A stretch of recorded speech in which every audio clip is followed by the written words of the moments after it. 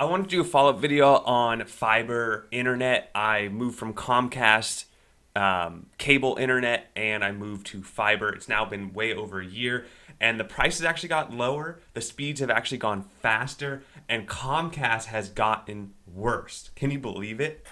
So in this video, I'm going to give you a little update of why I switched and how I like fiber so far. I want to share with you a story, and I also want to talk about some new developments. So number one, Comcast. I've never been a fan of Comcast. Cable, although can be kind of fast, the upload speeds are horrible. And as a company, it's crazy how much they gouge you on the prices. Now, you should always call and talk to a customer loyalty team specialist because you can often negotiate and get a cheaper bill. That being said, my brother recently forgot to pay his bill. They turned off his service. He called on a Sunday. They said if you want to speak to a representative, it'll be $5.95. Can you believe it? Can you believe it? They want to charge people now to talk to them on the phone.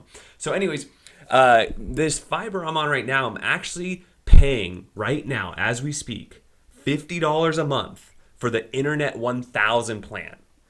When I first started it, you're right, I was paying about $100 for the first year. Now the second year, the prices are going down, they're being more competitive, and I am paying for the same features, 1,000 up, 1,000 down, no data caps, $50 a month. That's all I'm paying. So here are the old speed tests from the old video, and I have to tell you, I was actually using the wrong drivers for my network card. Not the wrong ones, just outdated ones. Now this Comcast internet speed is very accurate because I was only paying for a 256 megabyte plan at the time, and I was getting slightly over. But these are the type of upload speeds, and I upload a lot of YouTube videos and Dropbox and stuff, so it's nice to have fast upload speeds. And as you all know, just cable internet, that's something about it doesn't work well. I went ahead and it looks like I did this on two different websites to kind of compare because I know different speed tests will, they do different, your results may vary for that. So this is comparing Comcast to AT&T fiber momentarily, but I wanted to show you this because my network card was not updated at the time. So on the next test, on this new video, I'm going to run these tests again a year and a half later and with the proper drivers where I should be getting up to a gigabit each direction, up and down. And then let's go ahead and do Wi-Fi as well, just because I know some of you out there are doing Wi-Fi connections. And this is about 20 or 30 feet away from the router. I'm using a Netgear Orbi. It's the higher end Orbis. They're pretty good. It's not the lower end ones. And then here we go. Fiber. But again, remember my network card was limiting this. I was paying for 1,000 up, 1,000 down, but for some reason the download speed, because of my drivers, and I can't tell you why, all I can tell you is I updated my drivers and it started working. But my upload speed was about right.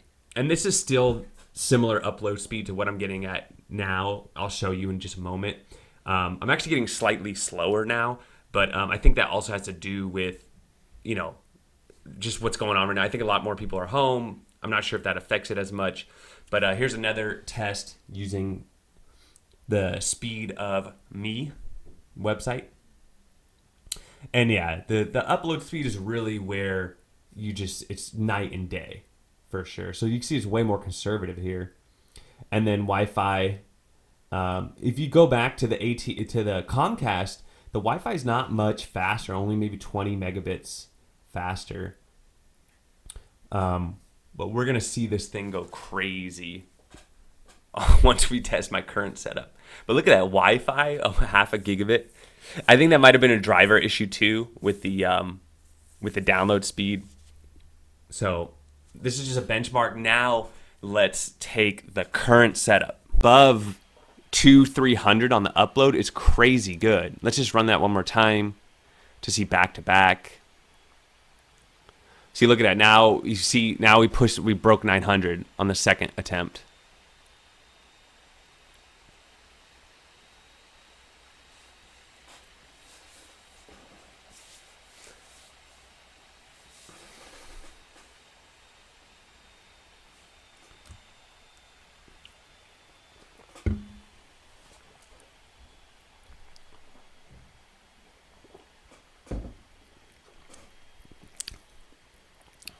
So even better the second attempt. So much more conservative numbers here. Let's try that again.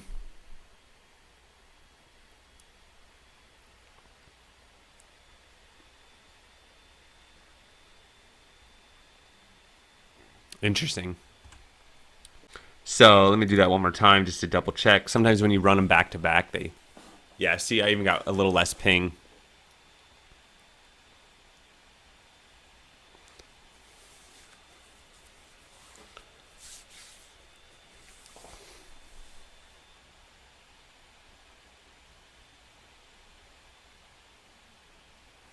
Yeah, and this upload speed's going way faster this time too.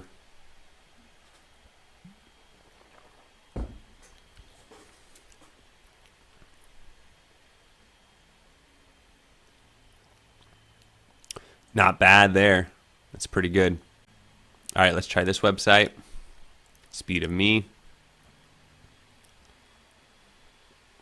So much more conservative.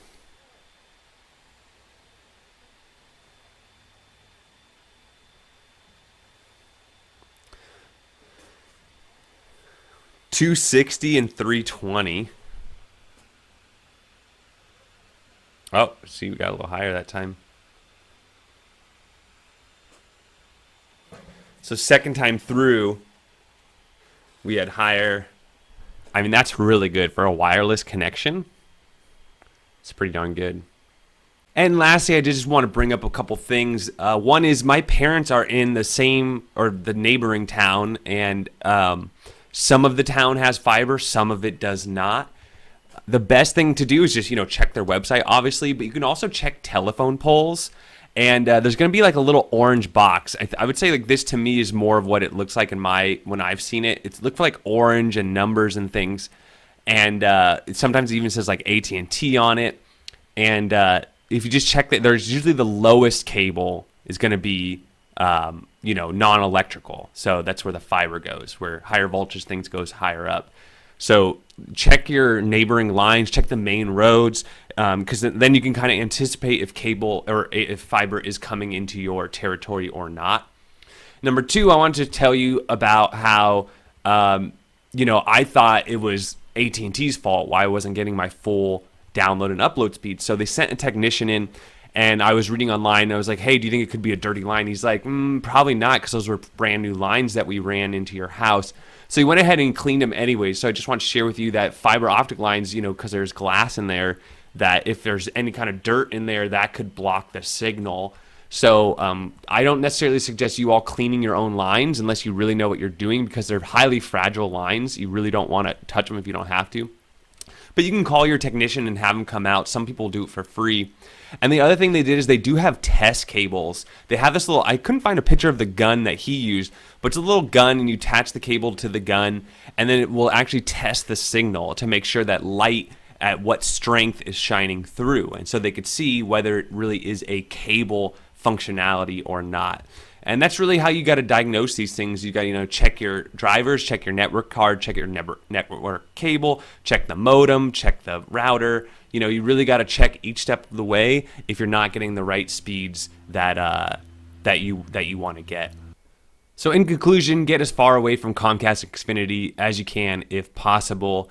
Definitely go for fiber. I'm just saying AT&T because they're the fiber provider in my community, but there's a ton more out there. And if there's like some independent ones, yeah, go support those. Go support small businesses. Please do that. They're all using the same, line. So, wherever you can find the better deal and the best customer service, you go out and do it. And there you have it. Fiber rocks. If you can get fiber, it is awesome.